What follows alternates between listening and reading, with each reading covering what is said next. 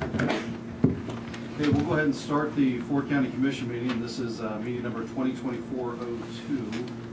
And I'd like to welcome our newest commissioner. And what's that? 2025. Oh, it does say 2024. It is 2025. 02. You're just reading it Now I'm correcting my English. I am reading it wrong. Thank you. All right, so first up, we have a prayer with Pastor Mason Smith of First Church of God, followed by a pledge of allegiance.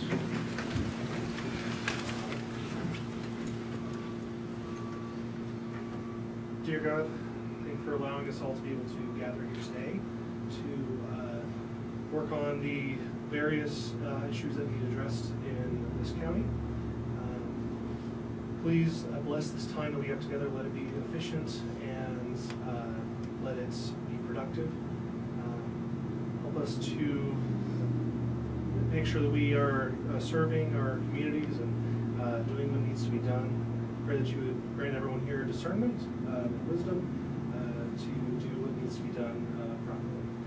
In Jesus' name, amen.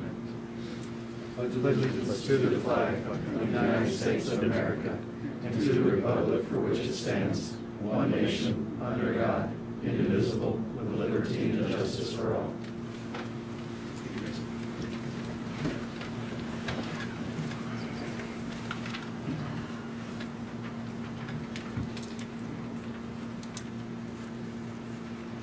Okay. Next up is the reorganization of the Board of County Commission. So first is the election of the chairman, then we'll follow that with the election of the vice chairman.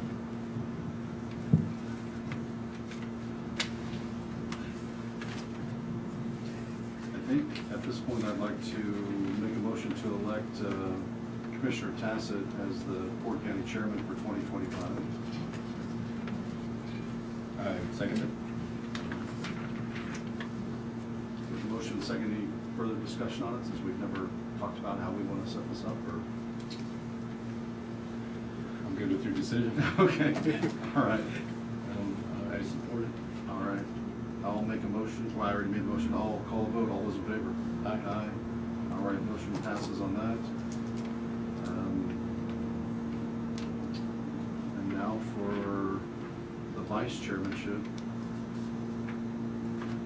I make a motion to elect Commissioner Boyes as the Ford County vice chairmanship.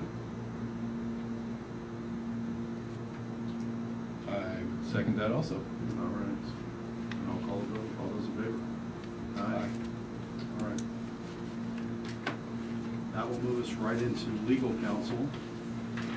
We have quite a few of these in a row. It's our one unique meeting of the year. Yes, it is.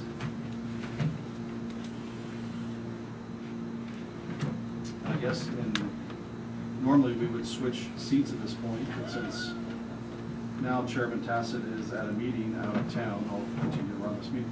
Okay.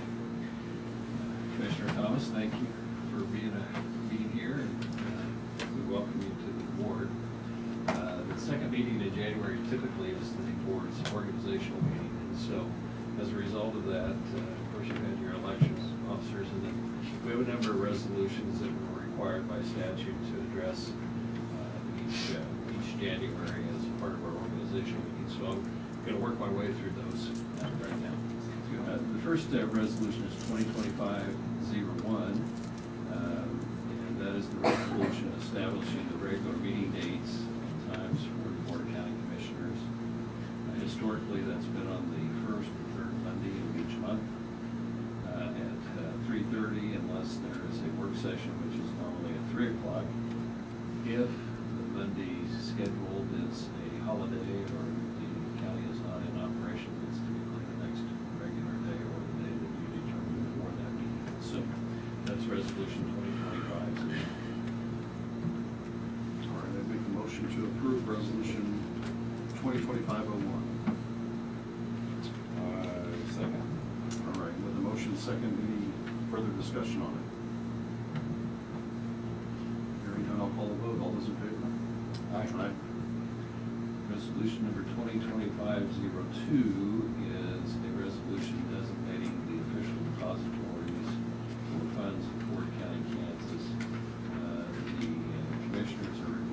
statute to designate the official depositories for county funds. This resolution identifies banks historically been involved with the, or designated as depositories. I circulated this resolution to the administration and to the department heads a couple of weeks ago, asked if any changes are needed, and received no responses as to any changes to the depositories. Glenn, the only one I see on here that might need a change is G, because I think Bank of the West has been purchased and they're now BMO. Yes, that's right. Yeah, so I think that's the only one. Just, it's a name change. I don't think it's anything other than that. Yes, that's right. I also don't see Astra Bank on there, which is a new bank. Right, we've talked about that in the past, and, about whether they would be, and I don't know if anyone has ever visited with them, discussed that. Yeah, I don't think so.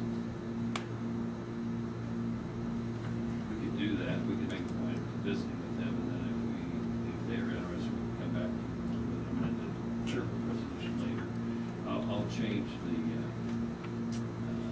Bank of the West. first page on to Okay. All right, then I'd make a motion to adopt resolution 2025-02 with those changes. Second. Motion second, any further discussion? Hearing none, I'll call a vote. All those in favor? Aye. Aye. All right, motion passes. 2025-03 designates Landmark National Bank as the official depository bank for funds of Ford County. As you know, or may not know, and most of the accounts for Ford County are located at Landmark, and that's why we have a special resolution for them, in which in section 3 we identify all those accounts. So those are the active accounts for Ford County.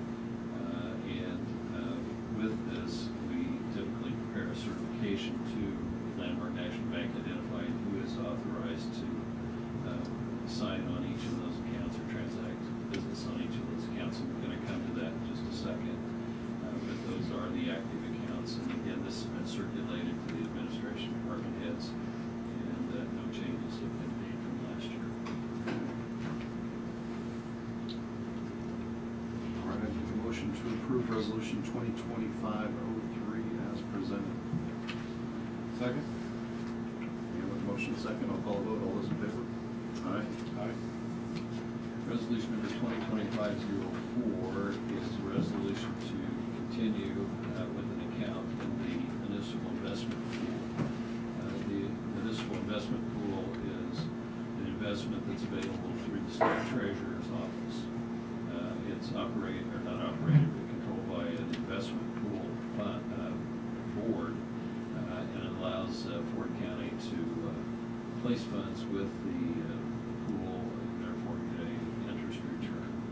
I was looking at those interest rates today, and they range from 3.04, I think, on a 24-hour deposit, up to about 4% for longer-term deposits. So this is something that the county has participated in for a number of years. I believe 2006 was the first year that the county actually joined the investment pool, and has approved this resolution every year since.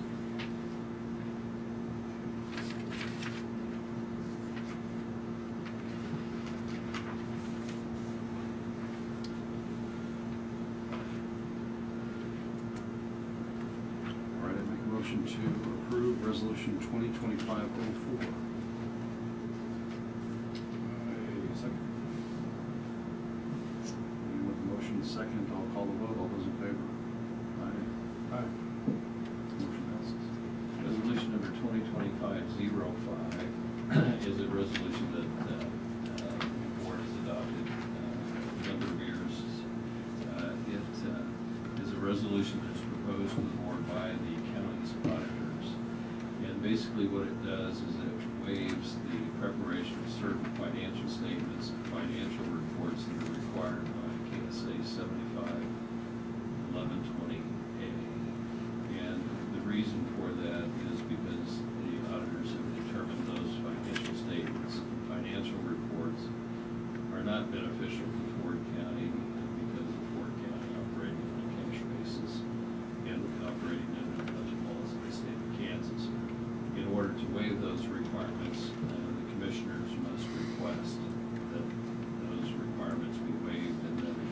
statute actually requires that if you request the waiver, it must be granted.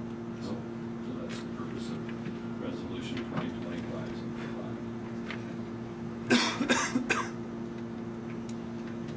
All right, I'll make a motion to approve Resolution 2025-05. Second. And I'll call vote, all those in favor? Aye. Motion passes. Okay, the next resolution may or may not have a number on it. The one I have before me is 2025 blank. It's the resolution dividing Ford County, Kansas into 3 commissioner districts. By statute, the commissioners are required to review and divide the county into 3 districts for its commissioners at least once every 3 years. We did not do it last year. I believe we did it the year before. And Debbie has provided you with a map that identifies the number of registered voters No, in it's population. population, yes, in each of the 3 districts currently. And so, I think this is, I would recommend that the commissioners take a look at this. I would secondly recommend that you take a look at this when all 3 commissioners can be present, so that we can have a conversation about whether or not you want to do anything with the districts.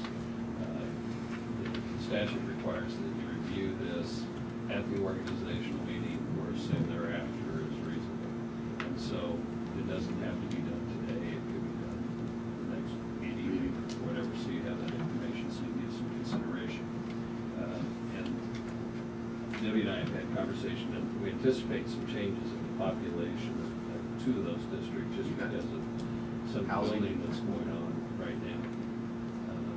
But anyway, for today, I'd ask that you just table that resolution and not proceed with it until the 3 commissioners are present, and you have a chance to take a look at the information that Debbie's handed out to you today.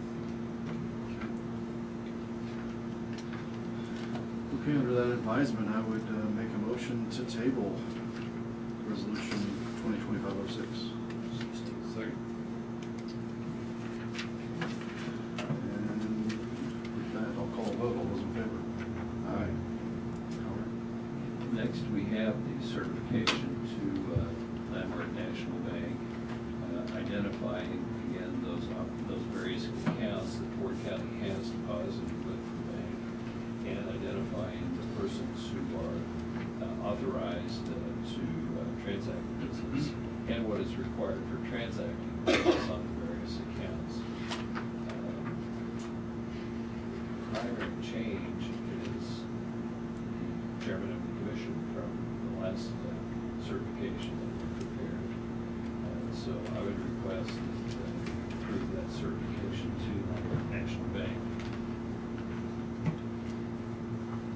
And for the record, we have one certification that includes a portion of the account numbers, which is what will be the public record, and then we have one that has the complete numbers for each account, which will be just provided to them. And do we need to make, if this is a motion, do we need to make this changing the signature of the chairman? I've got one that does have. Perfect. All right, then I make a motion to approve the certification to Landmark National Bank Ford County accounts. Okay, and Then I'll call a vote, all those in favor? Hold it. Aye. All right. Sorry about that. That's right. I think the next thing is the county councilor agreement. It has been the practice of the commission to have a written contract for county councilor services. The county councilor is an independent contractor, not an employee of Fort County. In the agreement, it identifies the responsibilities of the county councilor. There are certain responsibilities that fall within the county councilor that the county councilor of Fort County doesn't handle, what the county attorney's office does. That has to do with child in need of care cases, commitments, as well as habeas corpus actions. Those actions have traditionally been held by the county attorney's office because the kind of fall more into their office's functions daily and not to the county counselor. The agreement does identify what the rate of pay is for the county counselor. It will remain the same as what it was this past year at $220 per hour and $50 per hour for paralegal work, as well as reimbursement for out-of-pocket expenses. The agreement's effective for a period of 1 year until next year's organizational meeting. However, either party can terminate the agreement on 30 days notice to the other party. This one also provides that Clayton Herbs and Samantha Sweely will be serving as assistant board county counselors so that they're able to perform duties either in my absence or also to assist me in terms of providing the work on the front end of the county. So with that, we're asking that you appoint us as county counselor and assistant county counselors. We appreciate the opportunity to do the work in Fort County. I've been doing it for a long time, and it's really one of the things that I really enjoy doing, and having the opportunity to work with the commission, all these great folks back here. All right. I make a motion to approve the contract, Fort County and Herb's Law Office, called the County Counselor Agreement. Second. And the motion second, I'll call a vote, all those in favor? Aye. I think that's it. Yep. Okay, thank you very much. Yeah, thank you.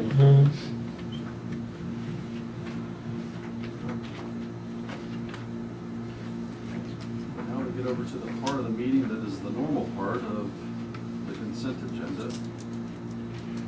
And in this one, there is approval of meeting minutes from 2025-01. Additions and abatements. And a Ciro malt beverage license for Rancho El Palomino LLC, Leobardo Del Rio. I make a motion to approve the consent agenda as presented. Second? We have a motion and second. Any further discussion, or do you want to hear from anybody on these?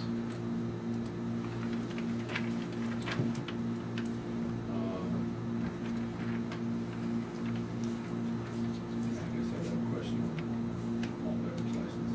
Okay. Purposes, Yeah. Is there anything you want to elaborate on? Okay, the county takes care of the outlining areas, not the city of Dodge City, anyone that sells beer. The process is they apply for an application, it comes to the commissioners to approve the application, then it goes to the township that they are in for them to approve, and then it comes back to approve the license. Gotcha. So you'll see those names quite often. Gotcha. Yeah, these, there's about 5 that come back to 5 us. or 6, yeah. Yeah, pretty regularly. This is one that does, and I believe he has 33 acres or 30 acres or something like that, right at the edge of town, so he's actually annexed in. Gotcha. So, or not annexed in to the city, he's in the county. So if he goes below the 30, I believe that's when an annexation could have happened, actually. So, just so you know about that. So with the motion second, I'll call the vote. All those in favor? Aye. Aye. Motion passes. Next up is approval for claims, and this is in the amount of $2,323,859.36. So rather large one. The last one was our smallest one. Right, we have, this is the first payment of the year, there's 3 bonds or 4 bonds that we're paying on this time.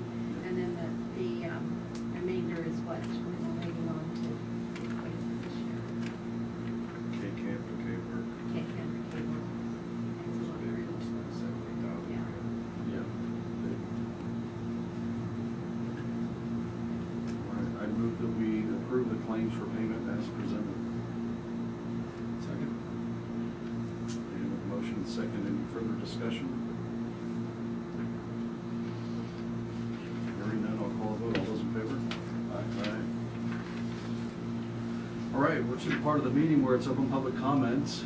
Please limit it to 5 minutes per individual, 15 minutes per topic, and final action may be deferred until the next county commission meeting.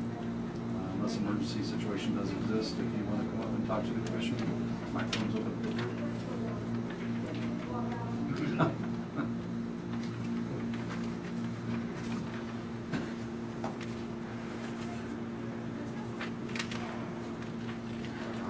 Seeing no takers, we'll move on to the county administrator's report.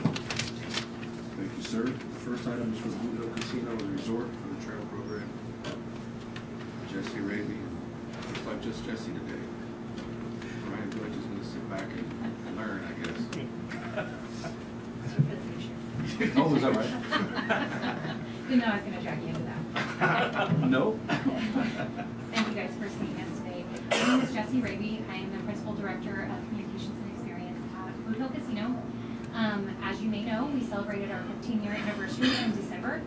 And with that 15-year anniversary, it started our new 15-year contract agreement with the Kansas Lottery. With that agreement, we outlined a new charitable giving program that we're calling the TRAIL program. TRAIL stands for Tourism, Redevelopment, Aid, Innovation, and Legacy. So we're really excited about this program. It's allowing us to take direct payment form to the different entities. And overall, what we believe is that the people in the counties of Western Kansas can make the biggest impact by knowing what's going on in their own communities to use the money that way. So my kind of first part out of this is that we're reaching out to each of the counties in Western Kansas, the Wild West country. There's 22 counties that includes, and we're giving them each a $5,000 donation to start with. So we're excited for this. We believe that each of the counties know best about what's going to make the biggest impact within their counties, and can hopefully use this money to help different programs, help different entities to build tourism and redevelopment overall. So the program overall, I wanted to give you kind of the high points on it, and then I have a few takeaways for you too. We have 5 key components to it. First off is the giving program to each of the counties. And like I said, that's going to all 22, and our intent is that that is something that happens annually through our 15-year management agreement with Kansas Lottery. Second is that we're adding some additional support to the major tourism entities in Western Kansas. So I always like to say a rising tide raises all ships, and I think, we know some of those big programs that happen within Dodge City, Garden City, and Liberal, and we've met with a lot of those entities already, but that's including people like Dodge City Roundup, Dodge City Days, Beef Empire Days. We're meeting with a group out in Liberal to see what we can do to give money to those events so that those larger scale tourism events can grow and flourish. And people that are coming into Western Kansas, they're not, zapping in and zapping out. They're driving through our communities and they're stopping along the way. So helping those bigger events make a big impact is going to go a long way as far as driving economic development. And Third, when you mentioned adding support, is that with staff or just financially or? Financial. Okay. Yep. Good. So again, for a long time I call this the empowerment program because we want to reach out. It's not a lot about us creating a lot of structure requirements about how the money's spent. We've identified the places that are already hosting really structured events and want to give them money to help make that go a little bit further. Success. Yep. The third part is Boot Hill Museum. So, it's our namesake. When we were a million years ago, long before I was sitting at the casino, the partnership with Boot Hill Museum and Boot Hill Casino was there. They helped lobby for the casino to come to Dodge City, and I know a lot of people were involved in that, but we want to make sure that there's some consistent funding there to the museum so that they can help drive more tourism into Dodge City. The fourth part is a tourism and hospitality scholarship with Fort Hays State University. This is one we're really excited about. We've worked with the tourism and hospitality department at Fort Hays State and created two scholarship programs. Preference is given to those people in the 22 counties of Wild West country. So we're hoping to impact the people that are going out, getting some education, and then hopefully driving them back to Western Kansas to help make a bigger impact. Then the fifth part is a additional fund to the Dodge City Event Fund that is creating events out at the arena. So we're working with United Wireless, we're setting meetings with them and the city, including kind of what's already structured with the event fund there and seeing what we can do to help make those dollars go a little bit further. So what I will say, just so that everybody's kind of aware of how this fund's gonna work, is that it's a percentage of our annual gaming revenue. So the funds can fluctuate from year to year, but we've got a pretty good idea over 15 years what that looks like, and have a pretty good idea of how we're going to manage that. The only thing that really took us for a spin was COVID. So I think that took everybody for a spin. But we've been meeting with all the counties, we've been meeting with all these entities, and so far people are really excited about this, and we're excited to see what the impact can be over time too.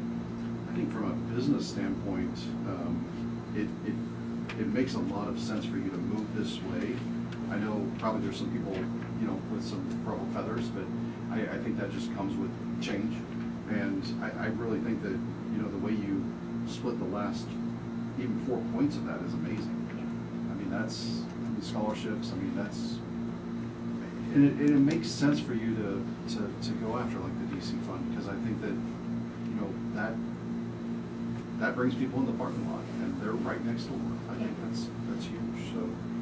Well, we know Smart. from working with United Wireless that people are coming from all over, all these, towns through western Kansas into Oklahoma, Texas, Colorado, for the events that we're working on next door. So, United Wireless makes a big impact. A lot of these places do. We want to spread that throughout, and empower the people that are making the difference within their own communities and organizations to make the right decisions with that money. Yep.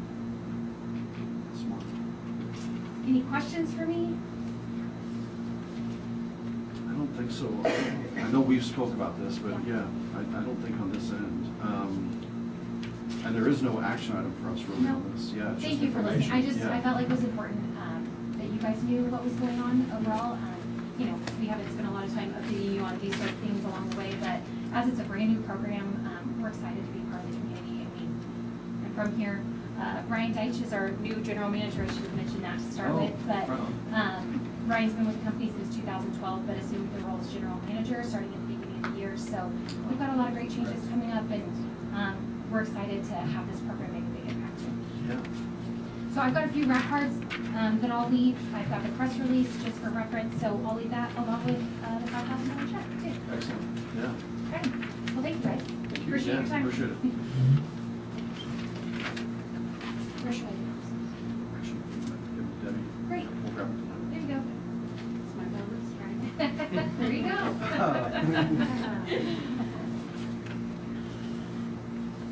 All right. The next item is for IT Director Matthew Bradford.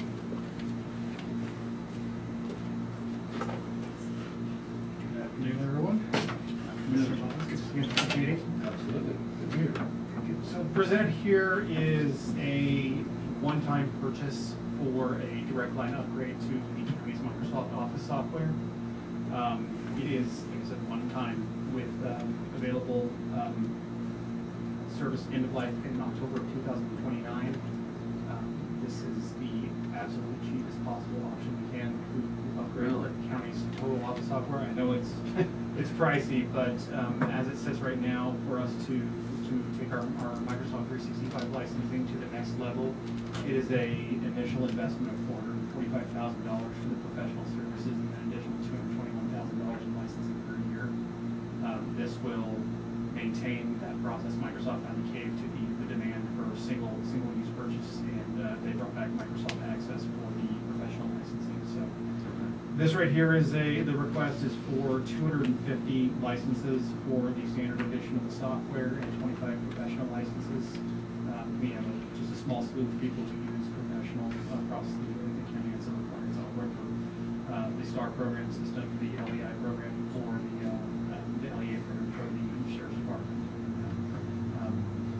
Anybody who uses database software. But this is it's a direct line upgrade of our 2016 edition, which does end of life in October of this year. Okay. So we are at the end of the line for the software. It will not stop working. However, it will no longer receive any security support from Microsoft, which does make it a danger to the county systems. Also, with this, it will move us out of having to use the web access for a lot of our staff members for email access. The Outlook version that's for 2024 works seamlessly with email licensing for Microsoft 365. It is not a budgeted item. I'm requesting this to come out of the software general funding for this purchase. And that's what I got. Director Brackey, I appreciate you looking out for us. And with that, I'd make a motion to approve the update as you've requested. Second. Motion second. Any further discussion? I'll call the vote. All those in favor? Aye. And thank you very much. Next item is for Sheriff Carr. Ah, Get out there. I was looking for Mr. Ward. Like that. Yeah. All right, we got the annual state asset forfeiture report and federal asset forfeiture report. First up is the state asset report. We had a beginning balance, 1/1/23 of $100,602.03, and an ending balance of $105,232.33. We have total expenses in the amount of $18,683.70. You probably don't have a copy of this. I was about to say. It's not on my desk this morning. Okay. We do not. This Actually, is what one I. of those after late hours, they hurried up and get this done. They actually took away the mandate for reporting this to the commissioners fund. Complete transparency, I'm not sure the report, have it on record, but it is, has been discussed at the county level. They are reports that we have to submit to the state and fed, so. Okay. So, this actually isn't on the agenda. Is that correct? No, it is on the agenda, yes. We sent Number it three. to the agenda today. Okay, so it's not the one that we actually have in the. Okay. Sitting on top. It might be. Yeah.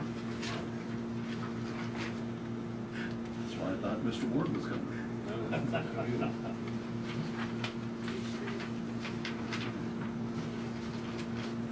Can we see what you have? Yes.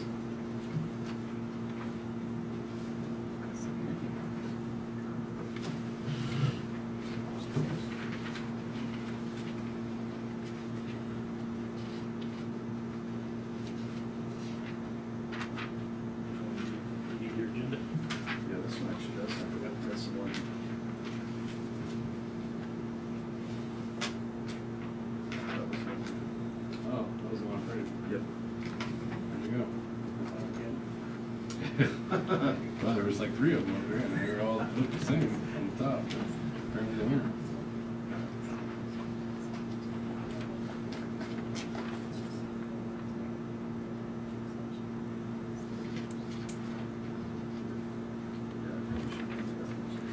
I'll let you might help me there if you have it.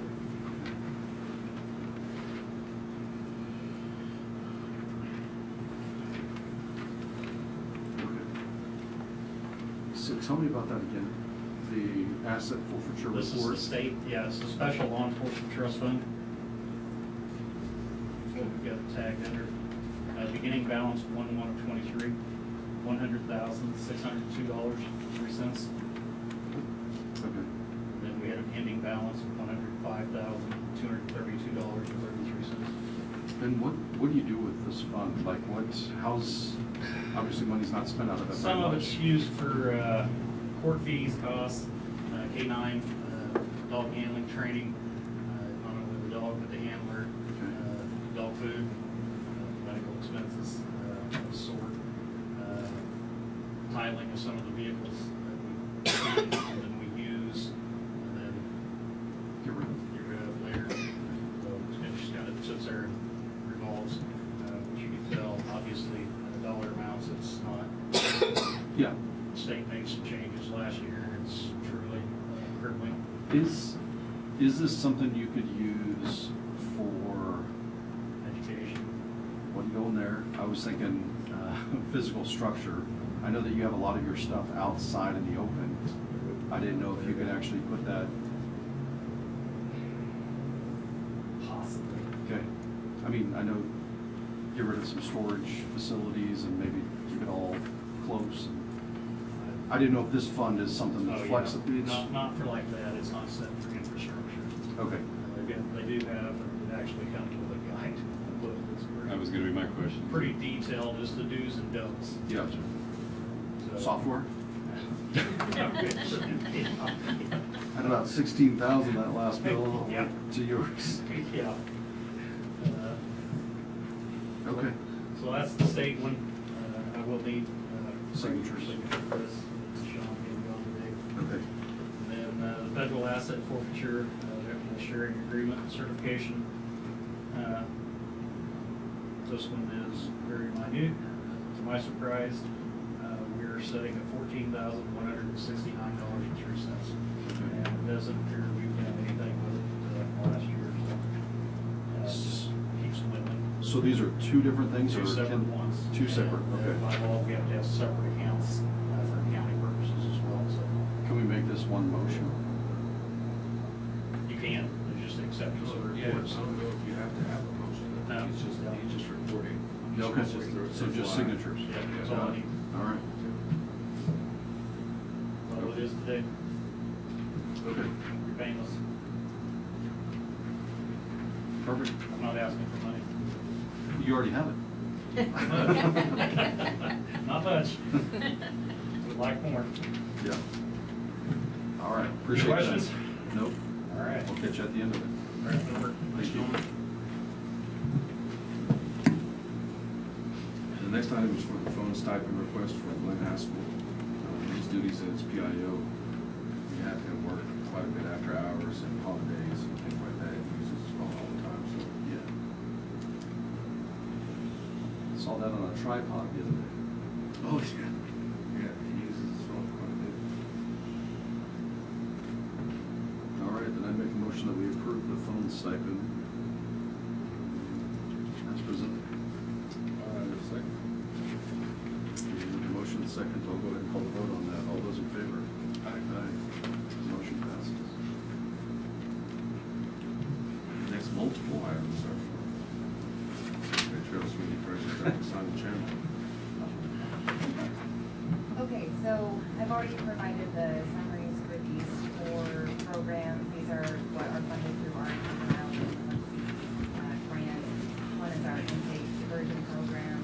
The next is our truancy program, our immediate intervention program, and then our course report, which is a new component of our truancy program that we will be issuing this week. The reports that we then send over to our advisory board and approved on the 14th. And then I'm just coming here for 40 days to get through review, just so that I can present them to the Kansas Department of Corrections before their due date at the end of the month. Okay. And for this, you need separate motions on each one?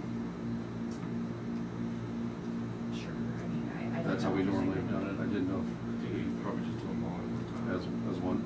So, I think that's the route I was thinking.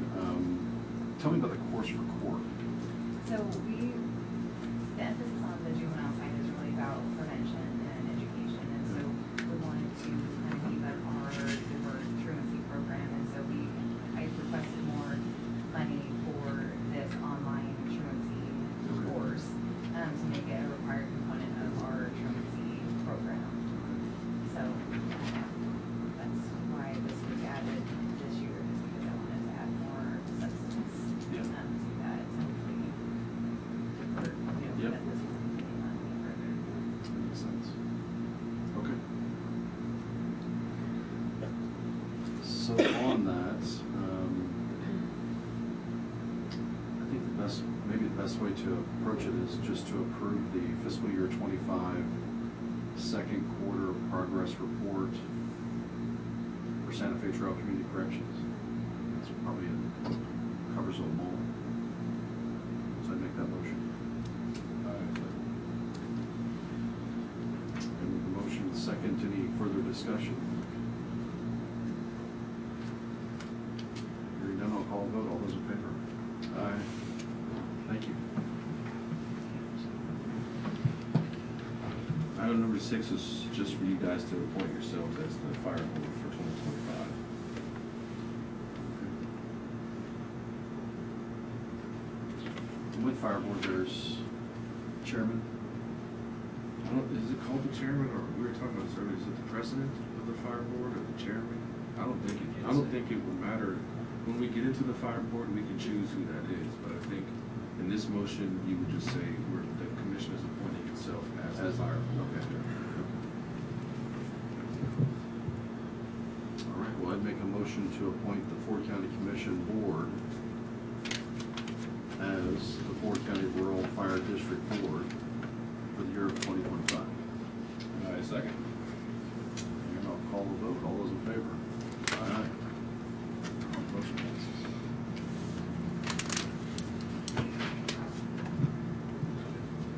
The upcoming meetings, we have the Kansas Legislative Policy Group winter meeting. That is January 21st today. Yes, January 21st today. That's Topeka, Hotel Topeka. Local Government Day is tomorrow in Topeka. We have the Community Facility Advisory Board. That's a tentative for January 22nd, 2025. We talked about this the last meeting. That will probably change since Local Government Day is tomorrow. Yeah. County Day at the Capitol is February 26th. That's in Topeka. And the annual Chamber Banquet, that's February 14th at Blue Hill Casino and Resort Conference Center. That is from 6 to 9. We have the second regular Board of County Commissioners meetings. That will be February to February 18th. And we have the NACO Legislative Conference from March 1st through 4th. That will be in Washington, D.C. That's all I have for the upcoming meetings, Mr. Vice Chairman. Okay, I know we have an executive session or two here that we'll go into, yep. So on the very first one, how long are we needing on this? Let's start with 10 minutes. 10? Good. So on this, I move the board recess into an executive session to discuss an employee hire pursuant to the personal matters of non-elected personnel, with the exception to the Kansas Open Meetings Act, and this is KSA 754319B1. And let's have the meeting resume at this location at, say, 4:30. And in addition to the commissioners, the county administrator, the county counselor, and the assistant county counselor, and human resources director should be included in the executive session. HR director is not here today. Okay. I would make that a motion. Second.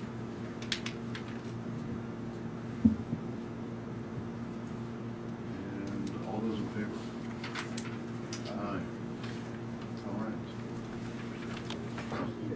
All right, we are back out of executive session, and we are going to move into our second executive session.